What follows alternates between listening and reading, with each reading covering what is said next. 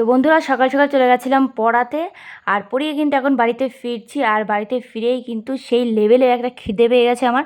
তো এই যে বসে গেছি খেতে। তো চলো আর একটা জিনিস তোমাদের সাথে শেয়ার করি। এই যে আলমারিটা দেখছো, তো এই আলমারিতে মানে 100%-এর মধ্যে 90% আমার জামা কাপড় ভর্তি। শুধু দেখো জাস্ট।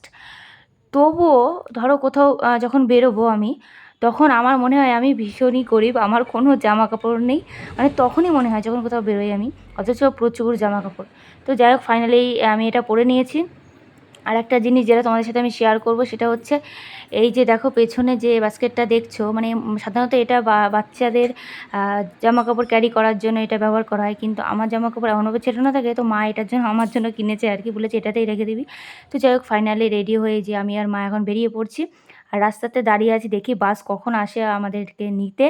তো যাই হোক, ফাইনালি এই যে এখন টোটো করে যাচ্ছি। তো চলো আর একটা জিনিস শেয়ার করি। এই যে রাস্তার সাইডে যেগুলো তোমাদের সাথে শেয়ার করছি, তো এই রাস্তাটা দিয়েই আর কিছুটা গেলেই বনগাঁ যে পেট্রাপোল বর্ডার আছে, তো সেই বর্ডারে মানে কিছুটা গেলেই সেই বর্ডার।